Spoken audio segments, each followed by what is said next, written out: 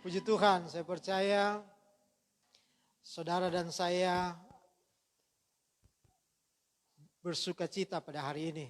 Ya, mungkin ada yang baru pertama kali menginjakan kaki di gedung gereja selama situasi kondisi yang ada dengan virus corona, sehingga banyak hal yang berbeda, saudara, hari-hari ini yang kita sudah lalui.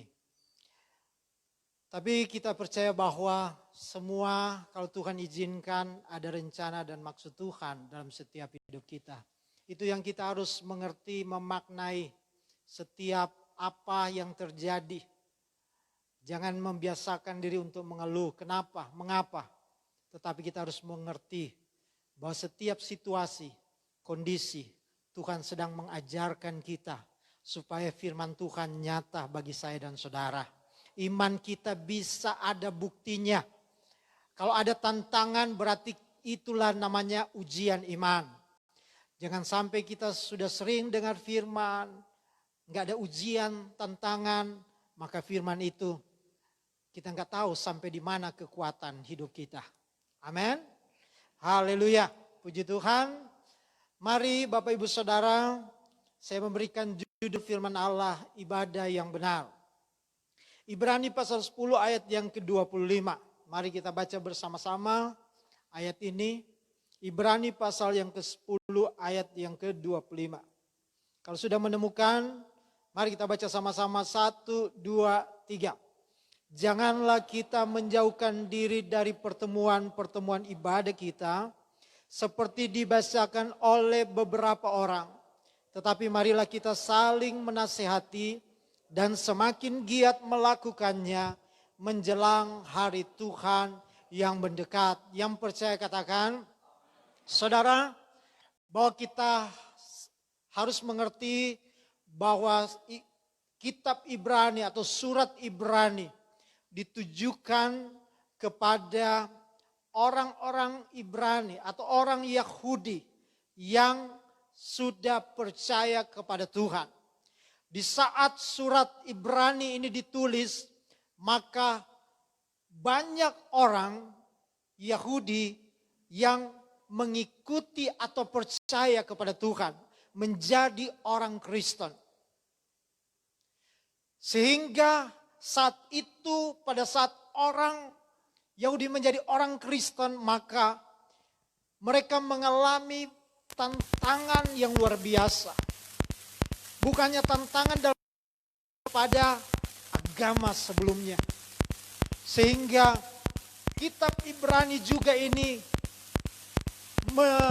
ditulis karena ada orang-orang yang mau menyesatkan dengan ajaran-ajaran yang sesat.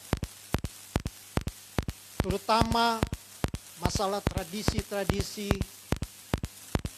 Yahudi. Jadi waktu ikut Kristen, mereka menjadi pertanyaan, kenapa kok gak bisa lagi mengikuti tradisi nenek moyang mereka. Padahal agama juga sebelum mereka adalah agama yang baik. Kenapa jadi Kristen kok tidak boleh? Sehingga surat ini ditulis supaya tidak ada penyesatan-penyesatan. Nah, saudara, dalam kitab Ibrani pasal 10 ayat yang ke-25, di sana dikatakan janganlah kita menjauhkan diri dari pertemuan-pertemuan ibadah kita. Yang dimaksud dengan pertemuan ibadah kita adalah dalam pengertian kebersamaan kita. Seperti tadi pagi saya sudah katakan dengan khotbah yang sama. Memang situasi kondisi sekarang semua dibatasi. Kita ke gereja juga dibatasi. Ada yang ibadah raya 1. Dengan sudah ditentukan ini dan seterusnya. Ya, saya berharap Bapak Ibu Saudara menghormati aja ya untuk sementara waktu. Ada yang dijadwalkan keluarga ini dan sekian ibadah raya kedua. Karena memang kita mengikuti aturan yang ada, protokol yang ada dari pemerintah. Tentu kita tidak bisa membuka terlalu besar. Dan kita akan lihat ke depan, kita akan selalu evaluasi. Kita dibatasi secara jumlah. Kita juga dibatasi untuk datang. Dan ini kejadian yang sebenarnya nggak pernah kita bayangkan akan seperti ini. Saya tidak bisa membayangkan kalau kita pakai masker, setahu kita adalah orang-orang yang sehat. Tapi hari ini di tempat ini semua pakai masker. Untung gembala masih mengerti wajah-wajah saudara. Saudara senyum saja gembala masih tahu. Haleluya. Ada tadi pagi pakai face shield. Saya nggak tahu ke depan, tinggal kelihatan mata. Ya kalau tinggal kelihatan mata, mudah-mudahan gembala masih bisa tahu. Tapi saya yakin suami atau istri pasti tahu. Kalau enggak, jangan sembarangan ya. Kalau sudah kelihatan mata, kita sudah enggak tahu. Jangan cari kesempatan di dalam kesempatan. Ada keterbatasan. Tetapi Alkitab katakan jangan kita menjauhkan diri dari pertemuan ibadah kita. Yang dimaksud sebenarnya ada sebuah perjumpaan secara langsung. Saya mau katakan begini. Kalau dengan kondisi saudara tidak memungkinkan untuk datang di gereja, oke. Tetapi kalau engkau memungkinkan untuk datang di gereja dengan kondisi sehat, dengan protokol memenuhi syarat, saya mau katakan Alkitab mau saudara ada di gereja. Boleh katakan amin? Karena yang dimaksud dengan pertemuan ibadah saudara adalah sebuah perjumpaan secara langsung. Nanti saya jelas kenapa. Karena sebuah ibadah itu bukan hanya personal kita pribadi dengan Tuhan. Tetapi menyangkut juga ibadah itu antara kita dengan Tuhan dan juga sesama. Secara vertikal dan secara horizontal. Itu yang dimaksud dengan ibadah. Amin. Tuhan tidak pernah mengajarkan untuk kita ibadah seorang diri antara saya pribadi kepada Tuhan. Tetapi bicara tentang pertemuan, bicara tentang sebuah ibadah adalah secara vertikal dan secara horizontal. Saya berdoa supaya saudara dikuatkan. Memang selama 3 bulan ini ada kebiasaan yang baru. Kita kebanyakan sudah melihat virtual, online. Tapi saya mau katakan, itu kalau menu itu menu tambahan. Suplemen. Tetapi bukan yang utama. Yang utama Tuhan mau, selain kita pribadi berjumpa dengan Tuhan, ada juga perjumpaan secara horizontal. Yang percaya boleh katakan amin. Haleluya. Tapi kita juga tidak boleh menghakimi, oh ini gak bisa datang, gak boleh. Karena kondisi yang ada, kita berdoa supaya Tuhan tolong yang sakit disembuhkan di dalam nama Yesus. Haleluya, kalau memang ada yang mulai malas karena virus corona, jangan marah sama virus corona. Tapi engkau katakan terima kasih Tuhan. Kalau hari ini saya ada, saya percaya ada maksud dan rencana Tuhan. Seperti yang dibiasakan oleh beberapa orang. Tetapi marilah kita saling menasihati. Dan semakin giat melakukannya menjelang hari Tuhan yang mendekat. Katakan amin.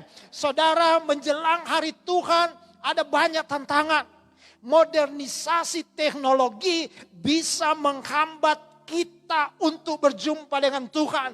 Tetapi kalau saudara sadar tentang hal ini, bahwa sebuah ibadah bicara tentang sebuah hubungan. Bukan hanya hubungan yang utama kepada Tuhan, tetapi juga ada perjumpaan antara sesama. Dan itu harus dibangun dalam sebuah perjumpaan persembahan, pertemuan pasca kita. Dan izinkanlah Tuhan akan menolong kita semua. Mari kita akan pasal 12 ayat 1 berkata begini. Karena itu saudara-saudara, demi kemurahan Allah, aku menasihatkan kamu, supaya kamu mempersembahkan tubuhmu sebagai persembahan yang hidup, yang kudus dan yang berkenan kepada Allah. Itu adalah ibadahmu yang sejati, artinya tubuh kita. Tubuh yang mana? Tubuh yang masih hidup, yang masih bernafas, masih bergerak, kudus, berkenan kepada Allah. Itu ibadah yang sejati. Katakan amin. Haleluya. Nah saudara, kita akan lihat ada 4 hal. Bagaimana, kenapa kita harus beribadah. Dan dampaknya orang yang beribadah seperti apa. Kalau kita beribadah dengan benar, tentu kita akan mengalami hal-hal yang luar biasa dari Tuhan. Yang pertama saudara, kita lihat. Kenapa penting ibadah-ibadah itu bukan lahir tiba-tiba. Tapi lahir dari sebuah hal yang luar biasa. Ayat 19 sampai ayat yang ke-21. Oke, mari kita baca sama-sama. Jadi saudara apa? Oleh darah Yesus kita sekarang penuh keberanian. Dapat masuk ke dalam tempat kudus. Karena ia telah membuka jalan yang baru. Dan yang hidup bagi kita melalui tabir. Yaitu dirinya sendiri. Dan kita mempunyai seorang imam besar sebagai kepala rumah Allah. Yang pertama saudara, kita bisa beribadah kepada Tuhan hanya oleh karena anugerah Tuhan. Kenapa disebut anugerah Tuhan? Karena Alkitab katakan hanya oleh darah Yesus. Karena darah Yesus, maka dia telah membuka jalan yang baru. Sehingga tabir itu saudara, di ruang kemah sembahyang ada halaman, ada ruang kudus dan ruang maha kudus. Antara ruang maha kudus dan ruang kudus itu ada tabir. Ada yang membagi, ada kain. Dan hanya yang bisa masuk ke ruang maha kudus, hanya imam besar. Yang masuk ke ruang maha kudus, karena di ruang maha kudus ada peti perjanjian. Saudara. Dan imam besar setahun sekali mempersembahkan korban darah di situ. Dan hanya oleh imam besar yang kudus berkenan yang bisa ada di situ. Oleh karena itu, menurut catatan, mereka imam besar itu diikat dengan tali. Sehingga kalau dia nggak kudus, dia akan mati di situ karena tidak bisa orang sembarangan masuk. Jadi kalau dia mati, tali yang ada di luar tinggal ditarik. Sehingga sampai orangnya keluar. Karena kalau tidak begitu, setiap orang yang masuk pasti mati. Tetapi Alkitab katakan, darah Yesus yang sudah mati di Golgota menebus saya dan saudara. Darah itulah yang membuka jalan baru. Sehingga Yesus yang jadi imam besar bagi saya dan saudara. Sehingga apa saudara dan saya dengan penuh keberanian dapat masuk ke tempat yang kudus. Yang tadinya hanya seorang imam besar. Tetapi darah Yesus yang membuka jalan baru. Dan Yesus menjadi imam besar bagi kita. Sehingga kalau Yesus jadi imam besar, maka saya dan saudara penuh keberanian untuk datang kepada Dia. Beribadah dengan Dia. Ada sebuah perjumpaan dengan Dia. Oleh karena itu yang pertama saya katakan ini hanya oleh anugerah Tuhan. Ini terjadi hanya oleh kemurahan Tuhan. Kalau saya dan saudara ada sampai hari ini, saya katakan tadi pagi. Mulai 3 bulan ini, karena grup kami banyak hamba Tuhan berteman. Tidak seperti biasa kok, banyak hamba Tuhan yang meninggal. Hamba Tuhan pun kalau sudah tua ya oke, tapi kebanyakan masih 50 tahun ke bawah. Saudara, ada hamba-hamba Tuhan yang kita tidak pikirkan dipanggil Tuhan. Saya mau katakan kepada Bapak Ibu Saudara yang ada di rumah. Kalau saya dan masih hidup, saudara masih hidup. Ini kesempatan. Ini hanya anugerah. Ini karena kasih karunia Tuhan. Mari terus berjumpa dengan Tuhan. Terus saudara ada karena ibadah itu lahir. Karena Yesus lewat pengorbanan darah. Darah Yesus sangat mahal. Dan itu dia lakukan bagi saya dan saudara. Kata anugerah atau kasih karunia atau grace itu merupakan pemberian dari Tuhan. Yang bersifat cuma-cuma, artinya si penerima tidak perlu melakukan apapun. Atau memiliki syarat tertentu untuk menerima anugerah dari Tuhan. Karena memang anugerah adalah pemberian dari Tuhan yang tidak pantas manusia sebenarnya untuk menerimanya. Tapi Tuhan itu berdaulat. Artinya apa saudara? Dia bisa membuat keputusan tanpa perlu berunding dengan siapapun. Atau meminta izin kepada siapapun. Allah berdaulat. Tuhan berdaulat. Sekaligus memiliki kasih.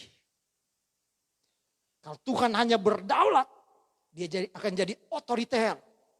Tapi juga Tuhan ada kasih. Anugerah terjadi karena ada pertemuan antara kasih dan kedaulatan Tuhan. Haleluya.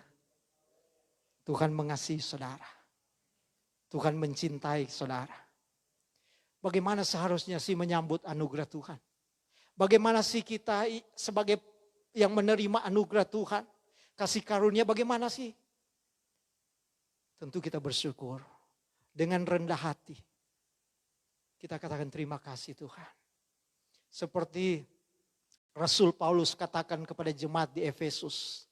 Pasal 2 ayat 8-9. Sebab karena kasih karunia kamu diselamatkan oleh iman. Itu bukan hasil usahamu.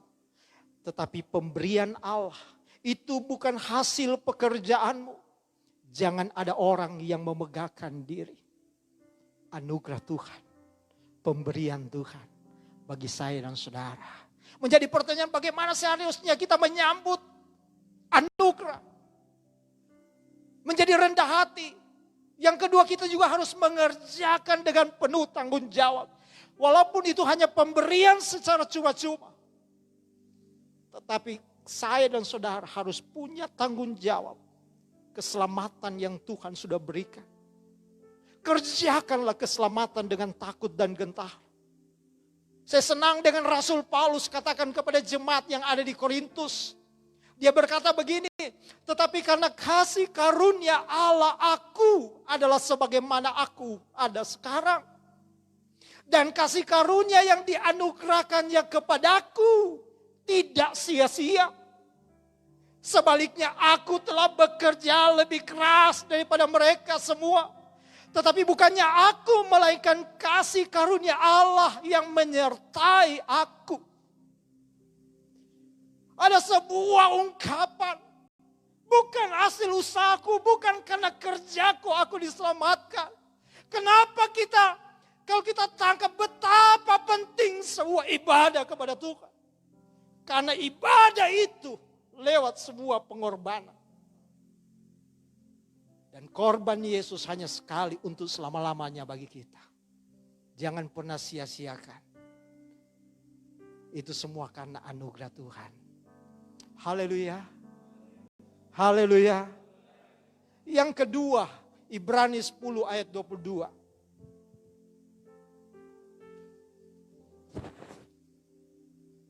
Mari kita baca sama-sama ayat ini. Karena itu marilah kita menghadap Allah dengan hati yang tulus ikhlas. Dan keyakinan iman yang teguh. Oleh karena hati kita telah dibersihkan dari hati nurani yang jahat. Dan tubuh kita telah dibasuh dengan air yang murni. Yang kedua saudara. Kenapa ibadah itu penting? Karena pertama kita bisa beribadah karena hanya karena anugerah Tuhan. Yang kedua. Kita bisa menghadap Allah dengan hati yang tulus. Dan keyakinan iman yang teguh. Ketulusan itu kita gak bisa tahu. Hanya Tuhan yang tahu. Saudara, ketulusan itu dalam bahasa aslinya disamakan dengan kata sempurna. Perfect. Sempurna dalam pengertian maha terbaik.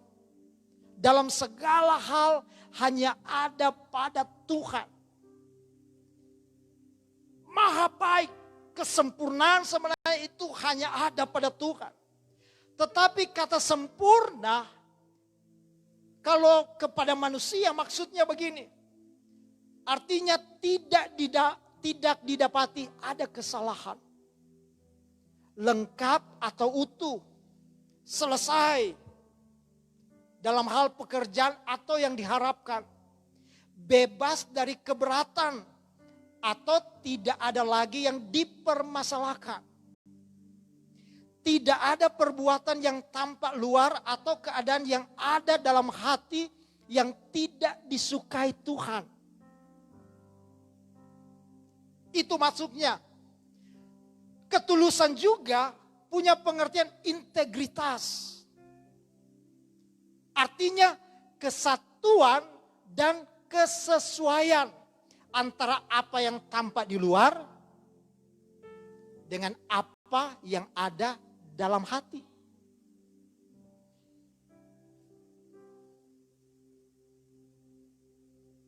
Kenapa ketulusan itu penting, saudara?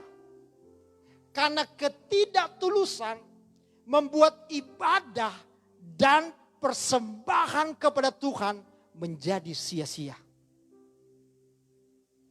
Saudara boleh sering beribadah. Tapi kalau engkau menghadap Allah dengan hati yang tidak tulus. Gembala tidak tahu hati saudara. Suami tidak tahu mungkin pas istri hatinya nggak tahu. Apalagi sesama kita nggak tahu. Tetapi Allah yang maha sempurna itu. Dia tahu orang-orang yang datang kepada dia. Setiap orang yang menghadap kepada Tuhan. Apakah dia memiliki hati yang tulus? Atau tidak? Karena orang yang menghadap dengan hati yang tulus. Semua yang dia lakukan di hadapan Tuhan. Akan menyenangkan hati Tuhan. Amin. Datanglah kepada Tuhan dengan hati yang tulus. Engkau boleh pelayan. Tapi engkau kalau tidak datang dengan hati yang tulus. Akan menjadi sia-sia ibadah kita. Boleh sebagai seorang pengkhotbah. Tapi kalau saya tidak datang dengan hati yang tulus kepada Tuhan. Maka akan sia-sia ibadah. Perjumpaan kita dengan Tuhan. Saudara yang ada di gereja. Bapak ibu yang ada di rumah. Kalau engkau beribadah kepada Tuhan dengan hati yang tidak tulus. Maka sia-sialah ibadah saudara. Persembahan saudara di hadapan Tuhan. Dan juga kita punya keyakinan iman yang teguh. Saya tidak akan jelaskan tentang itu. Kita percaya iman itu lahir dari firman Allah. Dan kalau engkau izinkan firman Allah itu ada dalam hidupmu. Maka kita akan punya keyakinan iman yang teguh. Apa yang ada dalam hati. Apa yang firman Tuhan di dalam hati saudara. Akan timbul dalam mulut saudara. Ada perkataan iman. Dan firman Allah katakan marilah datang menghadap Tuhan. Marilah beribadah kepadaku. Datanglah kepada Tuhan dengan hati yang tulus ikhlas. Datanglah kepada Tuhan dengan keyakinan iman yang teguh. Kenapa? Karena saya dan saudara sudah dibersihkan dari hati nurani yang jahat di hadapan Tuhan. Kenapa kita mau beribadah? Karena kita orang-orang yang tadinya tidak berarti. Orang-orang yang jahat. Tetapi karena kita sudah ditebus oleh darah Yesus itu karena anugerah Tuhan. Maka datanglah kepada Tuhan. Dengan hati yang tulus. Dengan keyakinan iman yang teguh. Yang percaya katakan amin. Yang ketiga. Ayat yang ke-23. Ayat yang ke-23. Ibrani 10 ayat 23. Sama-sama 1, 2, 3. Marilah Kita teguh berpegang pada pengakuan tentang pengharapan kita. Sebab Ia yang menjanjikannya setia. Haleluya. Yang ketiga, berpegang teguh pada pengakuan pengharapan. Saudara, hari-hari ini kita bisa banyak hal yang terjadi. Dengan peristiwa virus corona, pandemi yang begitu luar biasa seluruh dunia alami. Saya dan saudara, di awal tahun kita sudah merencanakan banyak hal. Sebagai gembala saya sudah merencanakan banyak hal. Bapak Ibu Saudara tahun ini sudah merencanakan banyak hal. Tapi tiba-tiba mulai bulan apa itu? Maret, April, sampai hari ini. Ada virus corona. Katanya virus corona. Ya. Awal-awal dibilang virus Carlota.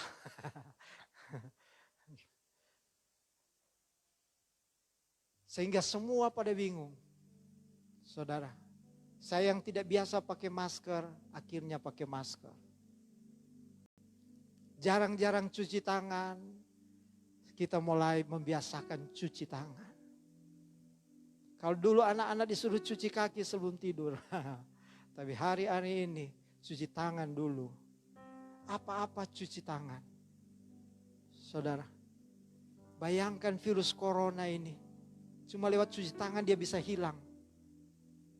Tapi kenapa sampai hari ini situasi kayak begini? Ada banyak pengharapan. Ada hal yang terjadi dalam berapa bulan ini. Ada jemaat yang di PHK. Ada yang dirumahkan. Ada yang mengalami digaji, cicil. 1 bulan dicicil berapa kali.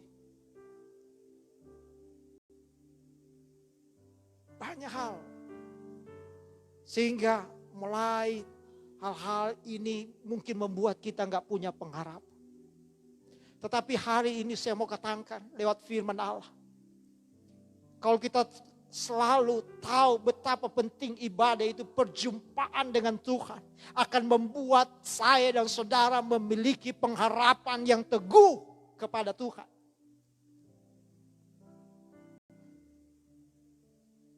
Dan kita percaya hanya di dalam Yesus ada pengharapan.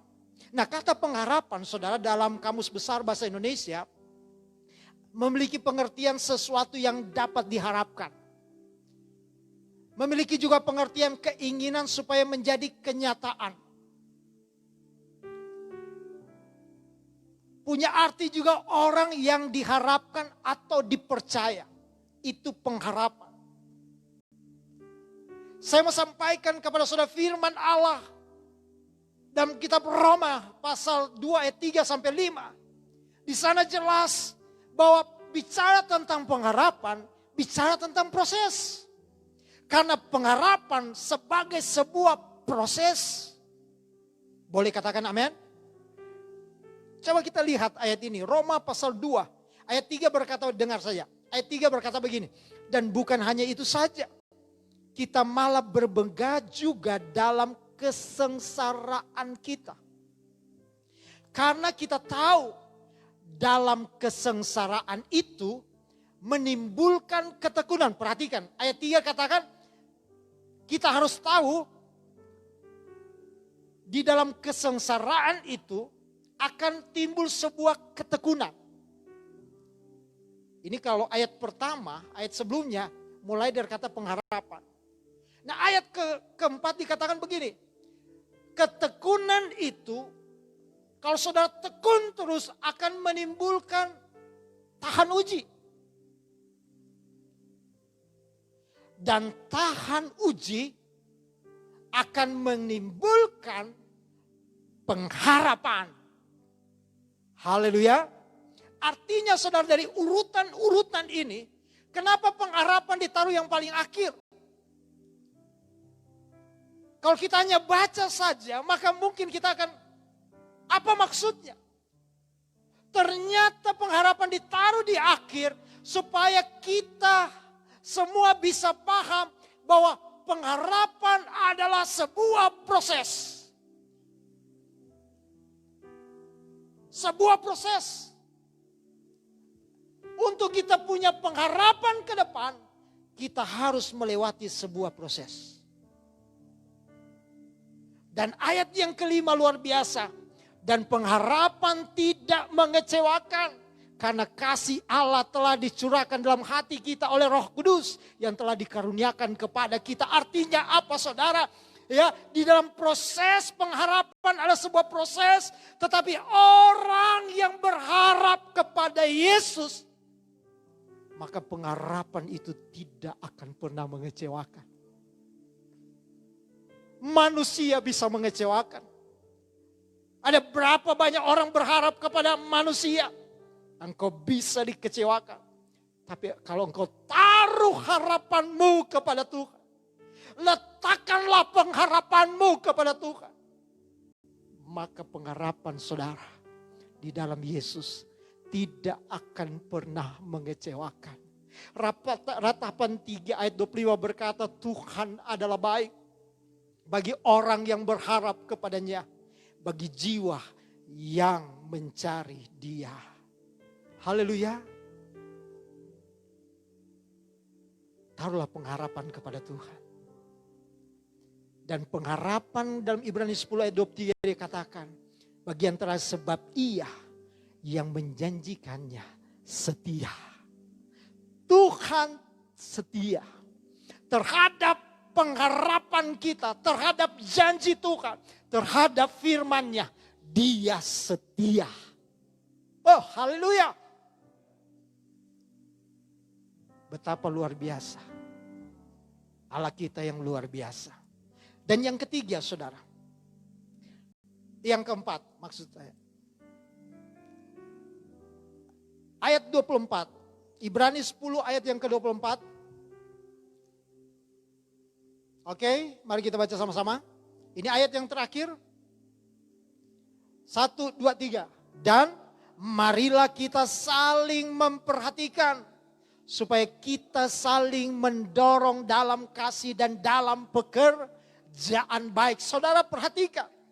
Saya sudah ungkap di awal. Bicara tentang ibadah bukan hanya cuma perjumpaan kita pribadi dengan Tuhan. Tetapi ibadah itu saudara, ada hubungan juga dengan sesama. Saling memperhatikan. Dengan cara apa? Mendorong dalam kasih. Ini punya kata mendorong ini sih lebih, ya kalau kita lihat seperti konotasinya negatif. Tetapi yang dimaksud begini. Antar sesama pada saat itu tantangannya cukup luar biasa. Ya orang-orang yang Yahudi yang jadi Kristen. Ada tekanan yang luar biasa. Ada penganiayaan. Dan Tuhan mau mereka selalu berkumpul di situ untuk saling memperhatikan dalam hal begini. Supaya saling menguatkan. Tidak bisa sendiri. Saudara. Harus saling menguatkan di situ. Saling mendorong artinya begini. Ya menolong teman-teman yang lain supaya tetap ada di dalam kasih Tuhan. Jangan seperti sebagian orang yang mulai meninggalkan pertemuan, ibadah-ibadah karena mungkin dalam ketakutan, kegelisahan. Oleh karena itu, Alkitab katakan di awal-awal tadi punya iman yang teguh, ya, punya pengharapan kepada Tuhan. Dan ingat diawali karena oleh pengorbanan darah Yesus. Sehingga apa? Semua pekerjaan bisa dilakukan dengan baik. Amin. Sekali lagi saya mau katakan. Kalau masa-masa sekarang, karena kondisi, ada aturan, saudara memang tidak memungkinkan untuk datang ke gereja. Oke. Hanya Tuhan yang tahu, gembala tidak tahu. Mungkin dalam kondisi kurang fit dan sebagainya. Tapi kalau engkau memenuhi syarat untuk ada di gereja, Karena perjumpaan ibadah itu bukan hanya kita sendiri dengan Tuhan. Tapi juga ada hubungan horizontal. Kan amin. Haleluya. Tentu kita tetap berdoa buat jemaat-jemaat Tuhan. Supaya yang sakit Tuhan sembuhkan. Yang lemah Tuhan kuatkan. Yang susah juga kita berdoa ada penghiburan yang sempurna dari Tuhan. Haleluya. Haleluya. Sehingga ayat yang ke-25, tolong kita baca ayat ini sebagai ayat yang terakhir. Ayat yang ke-25. Ya, boleh di awal sekali slide. Ayat yang ke-25. Oke. Ibrani 10 ayat 25. Mari kita baca sama-sama. 1, 2, 3. Janganlah kita menjauhkan diri dari pertemuan-pertemuan ibadah kita. Seperti yang dibiasakan oleh beberapa orang. Tetapi marilah kita saling menasihati. Dan semakin giat melakukannya. Menjelang hari Tuhan yang mendekat. Boleh katakan amin? Haleluya. Sekali lagi saya mau katakan kita gak bisa kuat sendiri. Tetapi hubungan kita dengan Tuhan itu yang utama. Dan juga secara horizontal antara sesama. Kita harus saling memperhatikan dengan cara apa? Mendorong di dalam kasih. Saling menasihati satu dengan yang lain. Hari-hari ini saudara, banyak orang di dalam kegelisahan. Hari-hari ini banyak orang di dalam ketakutan. Saat-saat ini mungkin ada yang berkata, saya ini mau seperti apa ke depan? Kita perlu ada uluran-uluran tangan. Kalau Tuhan percayakan sesuatu barang hidupmu, inilah kesempatan untuk engkau melakukan. Apa yang Tuhan percayakan, lakukanlah. Amin. Haleluya. Tuhan pasti memberkati kita semua. Saudara terus terang saudara alami, kami gembala hamba Tuhan alami. Kami alami, sama kami mengalami. Menurun semua. Kalau saya mau jujur mungkin setengah. Tapi saya heran. Kami masih bisa membantu orang, jemaat. Kami bisa membantu hamba-hamba Tuhan. Pengeluaran seperti biasa, memang tidak berubah pengeluaran dengan pendapatan yang sebenarnya minim. Saudara, kami juga bisa dengan ada kami bisa membangun. Sebenarnya ini enggak masuk di akal. Saya hanya berkata kepada istri bilang, bagaimana? Sebenarnya awal-awal saya enggak mau. Tapi waktu kalau saudara ikut mes, waktu saya baca di kitab Tawari, mulai dari Daud, dia rindu membangun rumah Tuhan. Dan Tuhan katakan engkau enggak bisa membangun anakmu. Tapi Daud sudah mempersiapkan semua pekerja dan bahan. Akhirnya Salomo yang membangun. Saudara, dari situ seperti ada gairah yang baru. Ada sebuah keberanian untuk melakukan. Saya pikir dan memulai. Tapi yang saya lihat, saya terkagum. Karena Tuhan bisa melakukan. Bisa mengerjakan. Bagi manusia, mustahil. Boleh tepuk tangan buat Tuhan Yesus. Haleluya. Haleluya. Saya yakin apa yang saya alami hari ini karena ada taburan. Karena kalau kita taat kepada firman Allah, saya boleh paham apa yang saudara lakukan sebelumnya ke depan akan terjadi lebih sulit. Tapi waktu engkau kerjakan firman Allah dari hari ini, bulan depan apapun yang akan terjadi, tahun depan, 5 tahun ke depan, saya yakin firman Allah akan memelihara saudara. Berikan kemuliaan bagi Tuhan. Puji Tuhan, saya percaya saudara dan saya bersuka cita pada hari ini. Ya mungkin ada yang baru pertama kali menginjakan kaki di gedung gereja selama situasi kondisi yang ada dengan virus corona, sehingga banyak hal yang berbeda, saudara, hari-hari ini yang kita sudah lalui. Tapi kita percaya bahwa semua